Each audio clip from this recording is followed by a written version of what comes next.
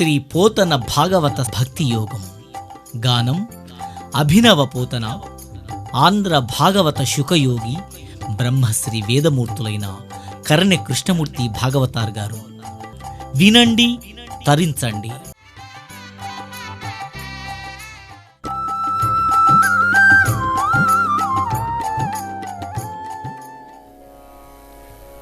ఓం నమస్తుతే వ్యాసవిశాలబుద్ధే పుల్లారవిందాయతపత్రనేత్రా ఏన త్వయా భారతతైలపూర్ణప్రజ్వాలితో. భాగవతాన్ని అధ్యయనం చేసినాడు శుకదేవుల వారు. మరాయా వ్యాసుడు రాశాడు,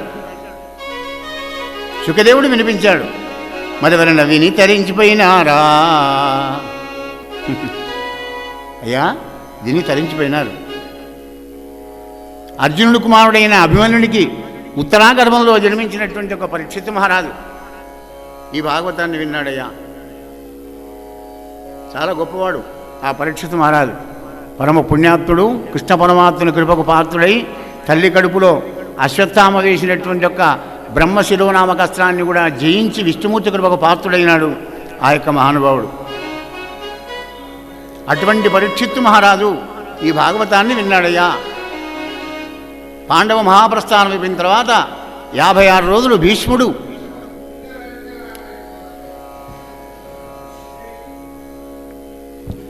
భీష్మపితామహుడు పాండవులకు ధర్మాలన్నీ కూడా చెప్పినాడు. 56 రోజులు ఉత్తరాయణ రాగానే భీష్మపితామహుడు భాగవత భక్తిలో పరమపదాన్ని పొందాడు. ఆ తర్వాత పరీక్షిత్తుకు పట్టం కట్టి పాండవులందరూ కూడా మహాప్రస్థానానికి వెళ్ళారు. మంచి లగ్నంలో కూడా అనుకూల గ్రహోదయమున సర్వగుణోత్తర బల సూచకంబైన మంచి లగ్నమున పాండవ వంశోద్ధారకుండైన కుమారుండు జన్మించిన. అప్పుడు ధర్మరంధనుండు సస్యప్రీతమానా రాజా విప్రై ధౌమ్యకృపాదిభి. పురోహితుడైన కులగురు అయిన దౌమ్యుల వారిని కృపాచార్యుని పిలిపించి బ్రాహ్మణులు పిలిపించి, అయ్యా మా పిల్లవాడు ఎలా ఉంటాడో చెప్పండి అన్నాడు. జాతకుండలు వేశారు అష్టాదశి ప్రకారంగా, జ్యోతిష్శాస్త్ర ప్రకారంగా. అయ్యా, నీ కొడుకు సమదృష్టి లోపల చాలా గొప్పవాడు, బ్రహ్మదేవునిలాగా. మనస్సులో భోళాశంకరుడు, సద్గుణాల్లో విష్ణుమూర్తి, రాజ్య పరిపాలనలో రామచంద్రుడు, ధైర్యం లోపల శివచక్రవర్తి, దానం లోపల బలిచక్రవర్తి. ఇలా పెక్కేళ్ళు జీవించి బ్రాహ్మణ శాపంతో గంగానదీ తీరంలో కళేబరం విడిచి మోక్షాన్ని పోతాడయ్యా ధర్మరాజా, నీ యొక్క మనవడు అని చెప్పినాడు. చెప్పగానే కృష్ణ నిర్యాణం విన్న తర్వాత మరి వెంటనే పాండవులందరూ మహాప్రస్థానానికి వెళ్ళిన తర్వాత పిల్లవాడైన పరీక్షిత్తుకు పట్టం కట్టినారు. పట్టం కడితే పూజ్యంగా రాజ్యాన్ని పరిపాలన చేస్తూ ఇరావతి అనే పుణ్యాత్రాలను వివాహం చేసుకొని జనమేజయుడు ఆదిగా 4 కొడుకులను కన్నాడు పరీక్షిత్ మహారాజు. 3 అశ్వమేధ యాగాలు చేసినాడు. భారతదేశమంతా దిగ్విజయం చేశాడు. ఒక్కనాడు వేట కోసం పోయి శమిక మహర్షి యొక్క ఆశ్రమంలోకి వెళ్ళి పాపం అక్కడ దాహం వేస్తే మంచినీళ్ళు అంటే సమాధిలో ఉన్న మహానుభావుడు పలకలే. కోపం వచ్చి కలి ఆవేశమయ్యి చచ్చిన పామును ఆ మహానుభావుని మెళ్ళో వేశాడనమాట. వేయంగానే ఆయన కొడుకైనటువంటి ఒక శృంగి శాపం పెట్టాడు. ఏ పామును, చచ్చిన పామును మా తండ్రి మెళ్ళలో వేశావో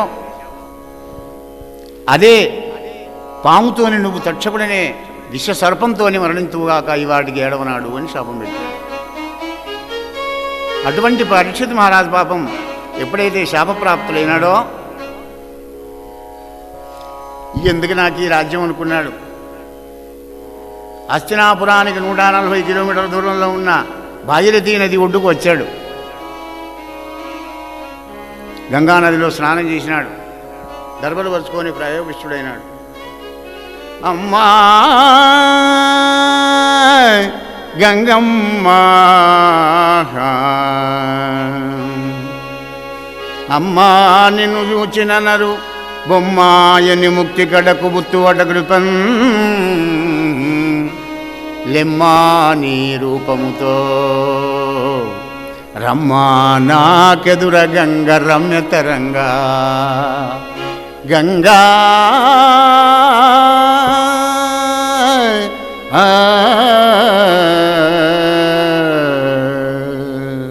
తల్లి గంగ అంటేనే పుణ్యమట. మరి నీ నీళ్ళలో స్నానం చేశా, ఆచమనం చేశా, నీ ఒడుగు పడుకున్నాను ఇక్కడే. మూడు లోకాల్లో ఉన్న బ్రహ్మ ఋషులు, రాజఋషులు, దేవఋషులు అందరూ ఎక్కడికి వచ్చారు. అయ్యా, ఓపిక లేక చచ్చిన పామును మెళ్ళో వేసిన కుచితుణ్ణి, మహాపాపాత్ముణ్ణి, నా పాపం ఎలా పోతుందో 7 రోజులే బతుకుతానట మహానుభావులారా, నా పాపం భాష ఉపాయం చెప్పండి అన్నాడు. అడిగితే వాళ్ళు ఆలోచన చేస్తున్నారు. అయ్యా, చాలా గొప్పవాడి నువ్వు, విష్ణుమూర్తి కృపకు పాత్రుడైనటువంటి మహాభక్తుడు, ఏం చెప్పుదామా అని వాళ్ళు విచారం చేసే లోపడే మహానుభావుడు 16 ఏళ్ల వయసులో వస్తున్నాడు శుకదేవుల వారు, అవధూతోత్తముడు. దిగంబరా దిగంబరా శ్రీపాదవల్లభ దిగంబరా, దిగంబరా దిగంబరా దిగంబరా దిగంబరా శ్రీపాదవల్లభ దిగంబరా, దిగంబరా దిగంబరా శ్రీపాదవల్లభ దిగంబరా, దిగంబరా దిగంబరా శ్రీపాదవల్లభ దిగంబరా, దిగంబరా దిగంబరా శ్రీపాదవల్లభ దిగంబరా, శ్రీపాదవల్లభ దిగంబరా,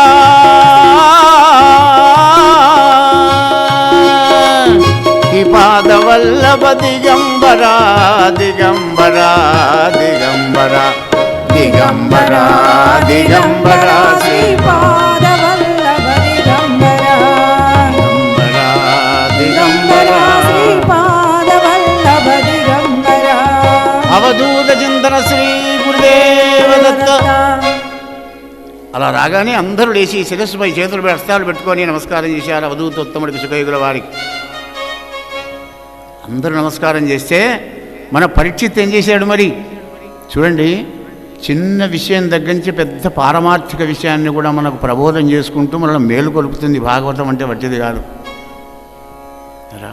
భాగవతం అంటే నీ పుట్టినప్పటి నుంచి నువ్వు మళ్ళీ దేహం జాలించే వరకు మళ్ళీ తిరిగి తల్లి గర్భంలోకి రానటువంటి ఒక్క మందును ప్రసాదించే మహావైద్యశాల భాగవతం. నీకు ఏది కావాలంటే దాన్ని ప్రసాదిస్తుంది. అది పెద్ద అంగడి. అంగట్లో పోయి నువ్వు ఏమైనా కొరుకో.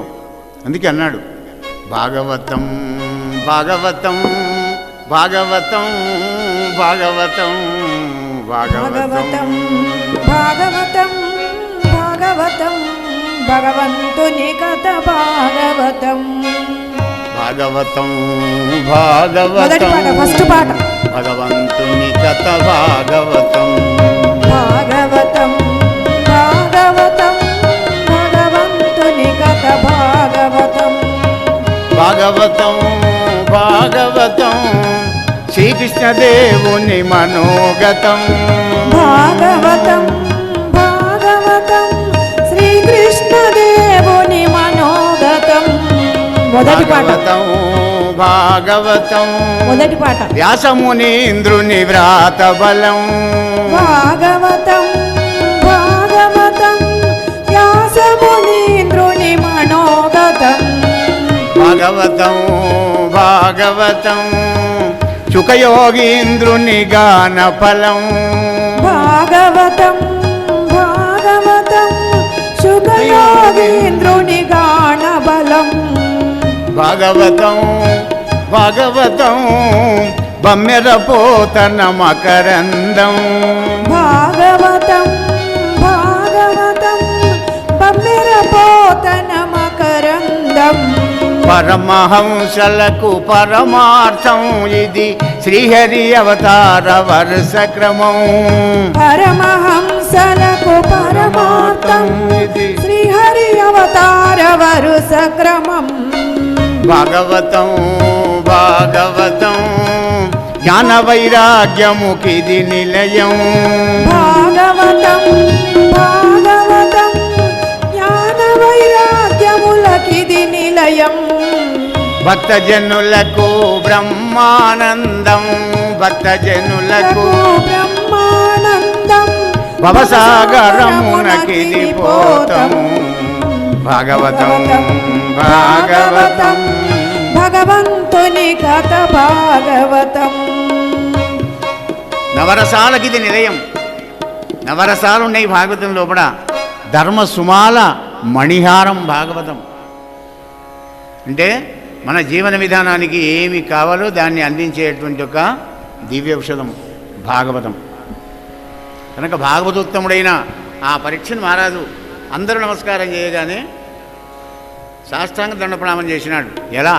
గురువులకు కానీ, దేవాలయం లేకపోతే దైవానికి కానీ, సాధు సజ్జనులకు కానీ నమస్కారం ఏ విధంగా చేయాలో కూడా భాగవతం ప్రబోధం చేస్తుంది. పాలము నేలమోపి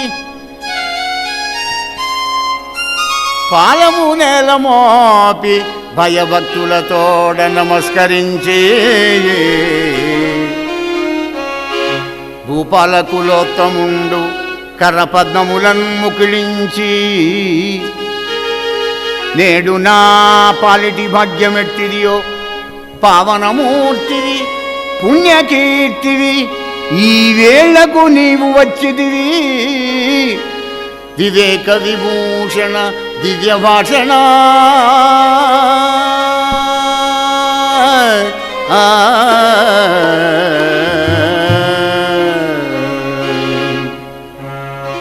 దిగంబరంగా ఉన్నాడండి అవధూతోత్తముడు. ఆయన విభూషణం అంటున్నాడు పరీక్షిత్ మహారాజు. ఏమిటి విభూషణం? వివేక విభూషణ. నహి జ్ఞానేన సదృశం పవిత్రమే విద్యతే. జ్ఞానాన్ని మించినటువంటి ఒక పవిత్ర వస్తువు, గొప్పది వస్తువు ఏదీ లేదన్నమాట. అదే విభూషణంగా ఉన్నాడు మహానుభావుడు సుఖదేవుల వారు. వివేక విభూషణ దివ్య భాషణ.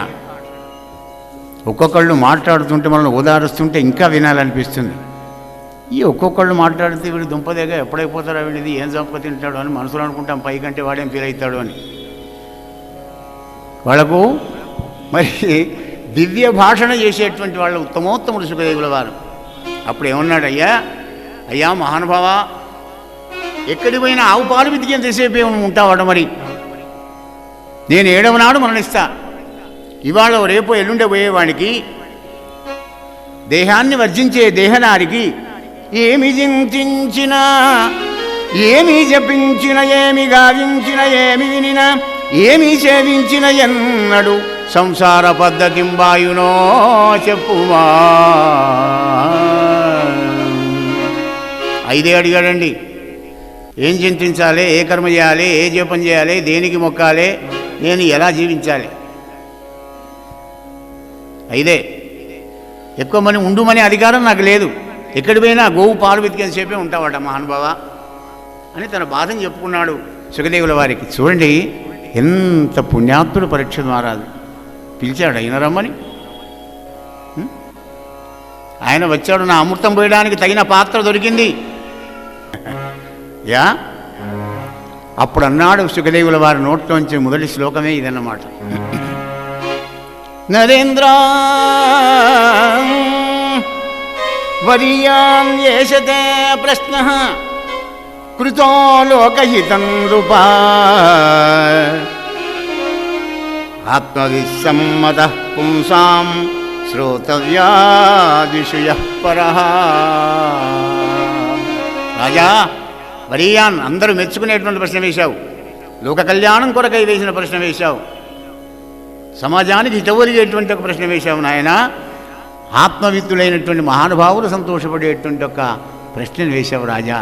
పరీక్షిత్ మహారాజా, గృహంబు లోపల గృహమేధులకు వారు ఆత్మతత్వంబులేశమైన ఎరంగరు అంగనారతుల నిద్రాశక్తిదను రాత్రిపోవు కుటుంబార్థ బుద్ధినకము పశుకళత్ర పుత్ర బాంధవ దేహాది సంగమెల్ల తమకు సత్యమనుసు కాపురములు చేసి కడపట దత్తురు కనియు కానరు అంత్యకాల సరణి. హే రాజన్, గృహం లోపల ఉండి ఇల్లే దేవాలయం, వంట బోళ్లే దేవుళ్ళు అనుకుంటూ భావించుకుంటూ చేసిందే చేసుడు, రాసిందే రాసుడు, కూసిందే కూసుడు, మేసిందే మేసుడు, రెండోది కొత్తదేమన్నా ఉన్నదా? ఏం లేదు కదా. అలా చేసుకునే వాళ్లకు ఆత్మ మీదికి పోతుందా, పరమాత్మ మీదికి పోతుందా? పోదయ్యా. ఎందుకు? పగలల్లా ధనం సంపాదించడంలో వెళ్ళిపోతుంది సమయం అంతా. రాత్రి నిద్రలో పోతుంది. టైరే ఉంటాడు కదా, హాయిగా నిద్రపోతాడు. ఈ సమయం ఏది? కనియు కానరు అంత్యకాల సరణి. పెక్కేళ్ళు జీవిస్తామని వీడు అనుకుంటాడు. కానీ కావున సర్వాత్మకుడైన మహావైభవోపేతుడైనటువంటి యొక్క విష్ణుమూర్తే ఆకర్ణింపన్ సేవింపన్ వర్ణింపన్ భావింపన్ జపించన్ భావ్యుడదుపా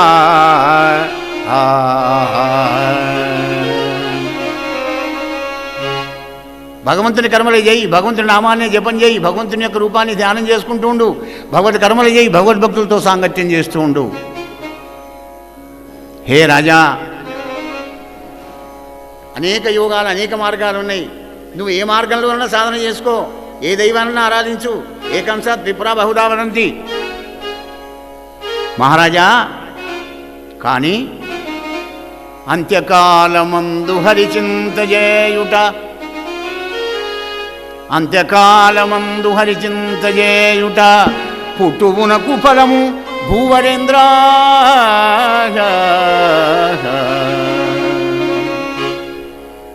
ప్రయాణకాలం ఎప్పుడో మనకి ఏం తెలుసు చెప్పండి? ఏ దైవాన్నైనా పట్టుకో. ప్రయాణకాలం లోపల మనం అయ్యా సూట్ కేసు సర్దుకొని వస్తా, ఆగవయ్యా యమధర్మరాజా అంటే ఆయన ఆగడు. నా పెద్ద కొడుకు ఫారెన్ పోయినాడు, వాడు రాలేదు, వాడు వచ్చాక ఎల్లుండి వస్తానయ్యా అంటే వినేవాడు కాదు ఆయన. మరి అప్పుడు ఏమక్కడి వస్తుంది? నీ ఏ యుక్తులు అక్కడ రావు. ప్రయాణకాలే మనసాచలేనా భక్త్యాయుక్తో యోగ బలేన చైవా. భక్తి అనే యుక్తి పనికి వస్తుంది. భక్తిమాన్మే ప్రియోనరా అని అన్నాడు భగవంతుడు భగవద్గీత అంతా చూస్తే. భాగవతం అంతా ఇక్కడ చూసిన భక్తి మార్గమే చాలా గొప్పది. బ్రహ్మదేవుడు కూడా వేదాలు పరమాలు చదివి కూడా భగవద్ దర్శనం కాకుంటే తప తప అని చెప్పినాడు పరమాత్మ నారాయణమూర్తి. పద్మంలో కూర్చొని ఓంకార ప్రణవాన్ని భక్తితో ధ్యానం చేసినాడు. అప్పుడు ప్రసన్నుడైనాడు విష్ణుమూర్తి. అన్ని భావాల్లోకి భక్తి భావనే, భక్తి మార్గమే చాలా గొప్పది. అప్పుడు ధారణ అనే విద్యను ఉపదేశం చేసినాడు. ఎవరికి? పరీక్షిత్ మహారాజు. ధారణ అని విద్య గురువు గారు చెప్తాడనమాట. అంటే గురువు చెప్పే తత్వజ్ఞానాన్ని గ్రహింపగలిగేటువంటి ఒక శక్తి దేన్ని ఆనుకొని ఉంటుంది అంటే పంచవాయువులను ఆనుకొని ఉంటుంది. ప్రాణాపాన వ్యానోదాన సమాన. ఈ 5 వాయువులను ప్రాణాయామం ద్వారానే వశం చేసుకుంటే పంచప్రాణాలు, పంచవాయువులను ఆనుకొని పంచప్రాణాలు ఉంటాయి, పంచేంద్రియాలు ఉంటాయి, పంచకోశాలు ఉంటాయి. అందుకే పాంచభౌతిక కాయం అన్నారు దీన్ని. చెప్పి హే రాజా ఒక్క మాట చెప్తాడు వినమన్నాడు. హరిమయము విశ్వమంతయు హరి విశ్వమయుండుగాన సంశయము పనిలేదు. ఆ హరిమయముగాని ద్రవ్యము పరమాణువు లేదు. వంశపావన వింటే హరిమయము విశ్వమంతయు.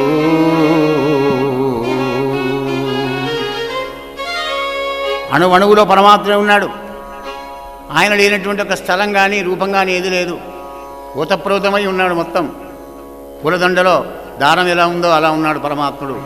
అందుకే హరి హరి హరి హరి అనరా దరిజేరడు గతి గనరా. హరి హరి అనరా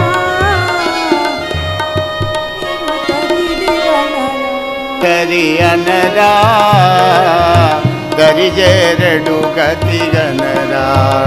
నరుడా హరి హరి హరి హరి అనరా దరిజేరడు గతి గణరా. కరివరదుడు కరుణామయుడి తడని, కరివరదుడు కరుణామయుడి తడని కరములెత్తి నమస్కారములను చును. హరి హరి హరి హరి అనరా దరిజేరెడి గతి గణరా. సంసారం బని సతియని సుతులని, సంసారం బని సతియని సుతులని, సంసారం బని సతియని సుతులని సంసారిని మది మరువకురా. సంసారం బని సతియని సుతులని సంసారిని మది మరువకురా. హంస స్వరూపీ హంస స్వరూపీ సోహం అని హంస స్వరూపీ సోగం అని నీ దేహమందు వసించెనురా హరి హరి హరి హరి అనరా దరిజేరెడు గతి గనరా. ఎన్ని బాధలున్నా కానీ హరినామస్మరణాన్ని ఒక్కసారి అన్నామంటే మనసులో తాపత్రయాలను కూడా దూరం అయిపోతావయ్యా పరీక్ష మహారాజా. రాజా బాధపడకు, రక్షకులు లేని వారల, హే రాజన్, రక్షకులు లేని వారల రక్షించుట కొరకు చక్రిరాజయుండన్, రక్షింపు మనుచు ఒక నరునక్షము ప్రార్థింపనేల ఆత్మజ్ఞునకు నరేంద్ర. అయ్యా నాకు ఈ కష్టాలు వచ్చాయి, నా బిడ్డ పెళ్లి చేయాలని దండం పెడితే 10,000 ఇవ్వయా. నువ్వు 10,000 అడిగితే వాడు 15,000 ఇచ్చినా కానీ బిడ్డ పెళ్లి కాదనా ఆయన. కనుక ఆ భగవంతుడిని ఆరాధన చేసుకో, ఆయన నీ పట్టినంత ఇస్తాడు. ఒక బ్రాహ్మడు, బీద బ్రాహ్మడు పాపం నాలాంటి వాడే, ఆయనకు 4-5 బిడ్డలు. పూర్వకాలం లోపల రాజులను ఆశ్రయించేవాళ్ళు, బ్రాహ్మణ అనుగ్రహం ఉండేదన్నమాట. రాజా ఇలా అయిందే అనగానే, అయ్యా నీ బిడ్డల కుమార్తెల వివాహానికి సామాగ్రి ఇస్తాను పొమ్మనేవాళ్ళు. రాజా అనుగ్రహం ఉండేది. ఒక బ్రాహ్మడు పోయినాడు, అయ్యా పిల్లవాళ్ళు ఆడపిల్లవాళ్ళు ఎదిగారు, నేను మరి ఈ విధంగా వివాహం చేయాలి అని కోరుకోగానే బ్రాహ్మణుడు చూశాడు. బ్రాహ్మణుడు ఓపికను కనిపెడదామని రాజన్నాడు కదా, అయ్యా వారం 10 రోజులే నాకు రాపమన్నాడు. రోజు నిత్యం భాగవతం పారాయణం చేసుకుంటాడు పాపం. మళ్ళీ వారంగానే మళ్ళీ పోయినాడు. అయ్యగారి యొక్క 15 రోజులు ఆగిరాపో. రాజా ఏం మాట్లాడేశాం. మళ్ళీ వచ్చాడు. మళ్ళీ 15 రోజులు ఎంతలో అయిపోతే అనంత కాలగమనంలో రవంత జీవన పయనం కదా, మళ్ళీ వెళ్ళాడు. అయ్యగారి యొక్క 10 రోజులు ఆగిరాపో. సరే, అవసరం పెద్దదండి, అందులోకి దరిద్ర బాధ ఇంకా పెద్దది. ఇంటికి వచ్చాడు, చదువుతున్నాడు. చదవంగా ఇగో ఈ వచ్చిందండి 2వ స్కందంలో పద్యం. రక్షకులు లేని వారల రక్షించుట కొరకు చక్రి రాజయ్యుండను, రక్షింపు మనచు ఒక నరునక్షము ప్రార్థింపనేలాత్మజ్ఞునకు. పరంధామా శ్రీహరి కృష్ణ రామచంద్ర, ఇన్నాళ్ళు ఎందుకు పోయినా నేను ఈ రాజుల దగ్గరికి అని అనుకొని ఇక పోలే. 10 రోజులు రమ్మంటే 10 రోజులైంది, 15 రోజులైంది, 20 రోజులైంది, పోలే. రాజు చూశాడు, అరే 3 సార్లు వాపసు వెళ్ళకూడదు పాపం బ్రాహ్మణ్ణి, ఇంకా రాలేదు కదా ఎట్లాగని చెప్పి బడులను పంపించాడు బ్రాహ్మణ అయ్యగారింటికి. అయ్యగారు రాజు రమ్మంటున్నాడు. గదగద పంపుతున్నాడు. రాజు అంటే అప్పుడు భయం లేదు కదా, పోయినాడు. అయ్యా బ్రాహ్మడు వచ్చాడండి. కుసురోత్తమా 10 రోజులకు రమ్మంటే ఎందుకు రాలేదు, 2 రోజులు 20 రోజులైంది ఆలస్యం. అయ్యా నేను నిత్యం భాగవతం పారాయణం చేస్తా, ఆ భగవంతుడు రక్షకుడు ఉండగా ఇక మీలాంటి వాళ్ళ దగ్గరికి నేను వచ్చుడు, మళ్ళీ 10 రోజులకు రానుడు, మళ్ళీ 15 రోజులకు రానుడు, ఎందుకని నేను రాలేదయ్యా, క్షమించండి నా తప్పైతే అన్నాడు. ఆహా బ్రాహ్మణోత్తమా, నీ 4 కుమార్తెలకు కావాల్సినంత ధనకనక వస్తువానాలు పట్టుకొని వెళ్ళవయ్యా. అంటే భగవంతుడు కరుణించకపోతే ప్రపంచం కూడా కరుణించదు. అందుకే పరమాత్ముడిగా నువ్వు దాసుడవుగా ప్రపంచమంతా నీకు దాసత్వం చేస్తుంది. ఎందుకంటే దాసత్వంలో ఉన్నటువంటి ఒక ఆనందం పెద్దగా లేదు. అందుకే ఎప్పుడు గడ్డిపోచమై ఉండు అంటాడు గురువుగారు. మహావృక్షమై ఉంటే తుఫాను వస్తే వేళ్లలోంచి కూడా మహావృక్షం కింద పడుతుంది, కానీ గడ్డిపోచకు ఏం కాదు. అలా ఉండాలన్నమాట. అనేటి స్వతసిద్ధుడైన ఆత్మను గురించి చెప్పి, హే పరీక్ష మహారాజా, అనేక సంవత్సరాలు బ్రహ్మదేవుడు కూడా తపస్సు చేసి ఈ యొక్క భగవంతుడి కృపకు పాత్రుడైనాడు. అటువంటి బ్రహ్మ నారదుడు చెప్పినటువంటి ఒక భాగవతం నేను నీకు వినిపిస్తాను. ఎందుకంటే నారద మహర్షి ఏమని ప్రశ్న అడిగాడంటే, పితామహ నువ్వే రాజు అనుకుంటున్నాను ఈ లోకాలకు, మరి ఇంకా నీకంటే పెద్దవాడు ఎవడన్నా ఉన్నాడా, నువ్వే ఈ జగజ్జాలం అంతా నడుపుతున్నావా, నాకు సందేహం వచ్చింది చెప్పమన్నాడు. అంటే అప్పుడు బ్రహ్మ అన్నాడు కదా, నాయన నారదా, నేనెంతటి వాడిరా బాబు, కారణ కార్యహేతువగు కంజదళాక్షుణ కంటి అన్యులెవ్వారలు లేరు తండ్రి. కారణం కార్యం హేతువు మూడు తానే సృష్టి స్థితి లయాలు చేసే శ్రీమన్నారాయణమూర్తి ఒక్కడే ఉన్నాడు ఆయన. నేను కానీ శివుడు కానీ విష్ణుమూర్తి కానీ ఆయన లీలను తెలుసుకోలేం బాబు. నారదా నువ్వు అడిగేమునక చెప్తున్నాను. ఆ మహాత్ముడైన పుండరీకాక్షుడు సర్వజ్ఞుడు. సూర్యునికి అగ్నిదేవునికి చంద్రునికి వెలుగును ప్రసాదించేటువంటి ఒక అక్షర పరబ్రహ్మస్వరూపమే ఆ శ్రీమన్నారాయణమూర్తి అని సంక్షిప్త భాగవతం చెప్పినాడు. సుఖదేవుల వారు చెప్తున్నాడు పరీక్షిత్ మహారాజుకు, రాజా అదే భాగవతాన్ని నేను నీకు వివరిస్తున్నానయ్యా అని బ్రహ్మ నారదునికి చెప్పిన భాగవతాన్ని సంక్షిప్త భాగవతాన్ని చెప్తున్నాడు. అన్యకథానులాపములు అహర్నిశమున్ వినునట్టి సత్క్రియాశూన్యములైన కర్ణముల జూసూరిజనస్తుత సర్వలోక సన్మాన్యములైదనర్చు హరిమంగళ దివ్య కథామృతంబు సౌజన్యత గ్రోలుమయ్యా, సౌజన్యత గ్రోలుమయ్యా బుధ సత్తమనే వివరించి చెప్పేదా.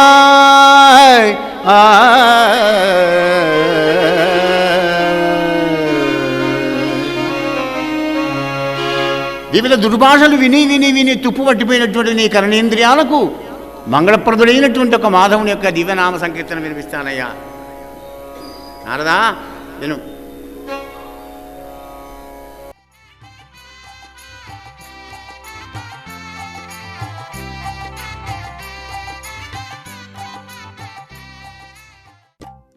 శ్రీ పోతన భాగవత భక్తి యోగం. గానం అభినవ పోతన, ఆంధ్ర భాగవత శుకయోగి బ్రహ్మశ్రీ వేదమూర్తులైన కరణె కృష్ణమూర్తి భాగవతార్ గారు. వినండి, తరించండి.